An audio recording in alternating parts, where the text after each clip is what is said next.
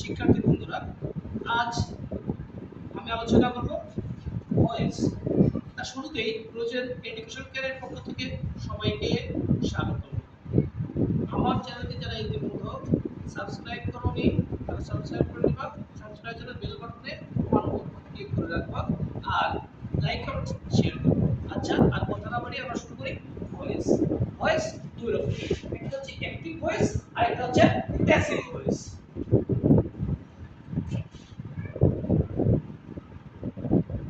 Active passive active voice passive voice. আমি একটা বাক্য লিখি, যেমন হি প্লেস, একটা বাক্য লিখলাম he plays football, say football খেলে। এটাকে যদি আমি প্যাসিভ ভয়েসে রূপান্তর করি সেটা হবে সাবজেক্টকে অবজেক্ট বানাতে হবে। প্রথমে এই সাবজেক্টে চলে যাবে অবজেক্টে যাবে, আর এই অবজেক্টে চলে আসবে সাবজেক্টে যাবে। প্রথমে এই দুইটা কাজ একটু দেখি। তাহলে আমরা এখানে সাবজেক্ট হচ্ছে হি, অবজেক্ট হচ্ছে ফুটবল। সাবজেক্ট হচ্ছে হি, অবজেক্ট ফুটবল। আরেকটা বিষয়, এই সাবজেক্টের অবজেক্ট সিলেক্ট করার পরে আমাদের দেখতে পাবেন কোন টেন্সে আছে, সেন্টেন্স কি কোন টেন্সে আছে। আমি আমার পূর্ববর্তী আলোচনায় বলছিলাম, ভিডিওতে বলছিলাম, যদি কোনো সেন্টেন্সে সাবজেক্টের সাথে এস বা ইএস বা ভার্বের প্রেজেন্ট ফর্ম থাকে, সেটা হয় প্রেজেন্ট ইনডিফিনাইট টেন্স। তাহলে এই ভার্বের সাথে প্লেস, এই প্লেসের সাথে এস আছে, প্লেসের সাথে এস আছে, তাহলে এটা হচ্ছে প্রেজেন্ট ইনডিফিনাইট টেন্স। ভয়েসের বেলায় প্রেজেন্ট ইনডিফিনাইট টেন্সের কোনো অক্সিলারি ভার্ব নাই। এই কারণে ভয়েসের বেলায় আমরা প্রেজেন্ট ইনডিফিনাইট টেন্সের ক্ষেত্রে অক্সিলারি ভার্ব হিসাবে am is are নিব, am is are নিব। তাহলে am is are কোন ফর্মটা এখানে করবে? তাহলে আমি প্রথমে অবজেক্টকে সাবজেক্ট করি, তাহলে এখানে অবজেক্টকে ফুটবল, তাহলে ফুটবলকে সাবজেক্ট যদি আমি করি, তাহলে ফুটবল। এখন ফুটবল তো একটা বস্তু, তারপর হচ্ছে সিঙ্গুলার নাম্বার, তাহলে এই ক্ষেত্রে হবে ইজ, এই ক্ষেত্রে হবে ইজ। এখন যেহেতু ইজ হয়ে গেছে, এবার ভার্বের কি হবে? ভার্বের পাস্ট পার্টিসিপল, ভার্বের পাস্ট পার্টিসিপল প্লে, প্লেড হবে। এবার একটা প্রিপোজিশন কি বসবে? By, preposition by. Preposition by কি? Preposition by. এবার ওই যে বলছিলাম সাবজেক্টটা অবজেক্ট হয়ে যাবে, কিন্তু সাবজেক্টে অবজেক্ট হতে গেলে সাবজেক্টের অবজেক্টিভ ফর্ম বসবে। সাবজেক্টে কি বসবে? Objective form. তাহলে সাবজেক্টের অবজেক্টিভ ফর্ম হি আছে, তাহলে হির অবজেক্টিভ ফর্ম হচ্ছে হি। Football is played by he. আমি কতগুলো নিয়ম আলোচনা করছি। অবজেক্ট যেমন হি থাকলে অবজেক্টিভ হবে হিম, আর থাকলে এর বলবে সরি, সি থাকলে বলবে আর, ইট থাকলে বলবে ইট, ইউ থাকলে বলবে ইউ, উই থাকলে বলবে আজ, দে থাকলে দে।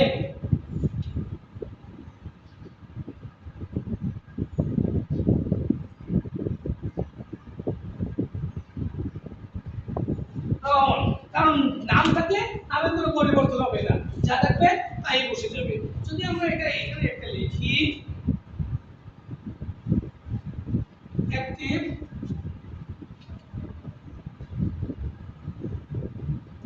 কারিম was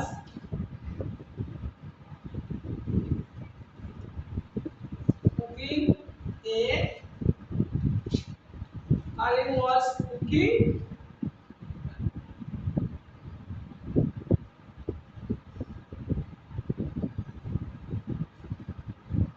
rice। এখানে লিখলাম কারিম was cooking rice। তাহলে সাবজেক্ট অনুযায়ী আমাদের নিয়ম অনুযায়ী অবজেক্ট রাইস, রাইস অবজেক্ট কি হবে? সাবজেক্ট, অবজেক্ট কি হবে? সাবজেক্ট। রাইস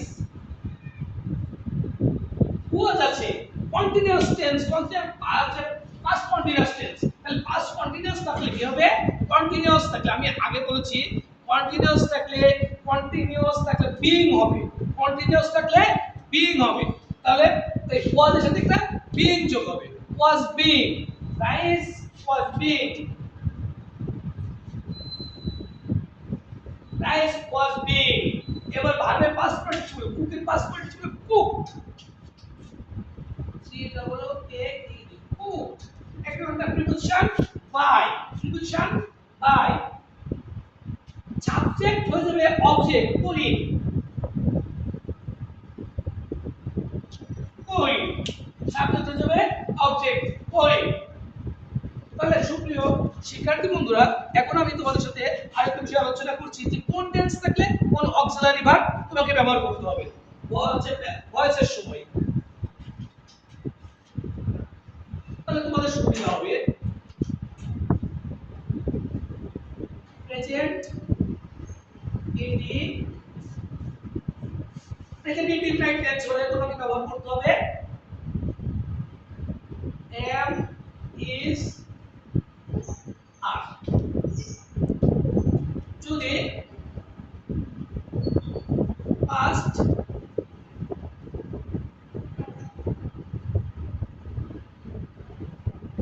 ইনডিফিনাইট হয় তোমাকে ব্যবহার করতে হবে was, were,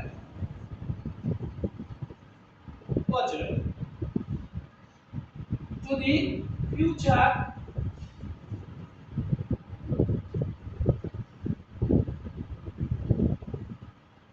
ইনডিফিনাইট হয় তোমাকে ব্যবহার করতে হবে will, be, shall be। যদি পাস্ট প্রেজেন্ট কন্টিনিউয়াস হয়,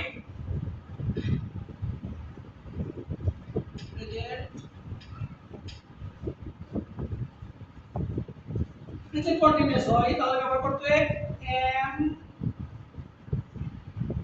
being, is, being,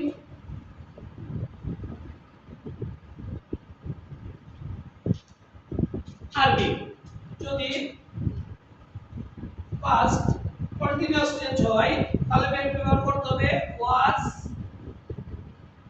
being অথবা was being, were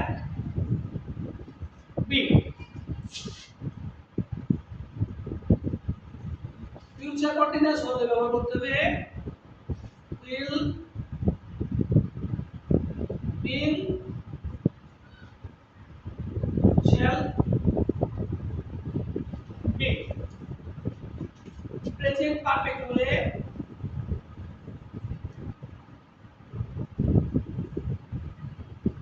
present perfect tense হলে ব্যবহার করতে হবে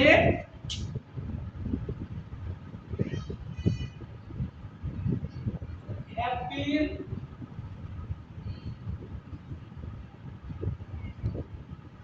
has been। পাস্ট পারফেক্ট হলে ব্যবহার করতে হবে had been।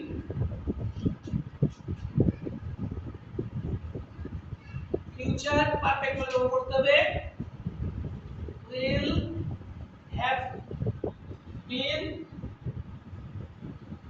shall have been।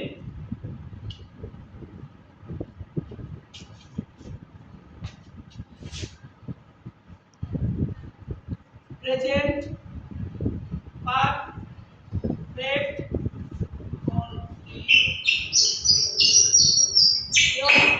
Present perfect continuous tense হলে ব্যবহার করতে হবে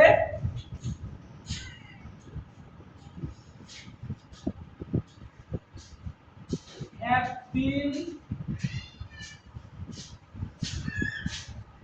have been being, has been being। past perfect continuous হলে ব্যবহার করতে হবে had been being। future perfect continuous হলে ব্যবহার করতে হবে will, have been, being,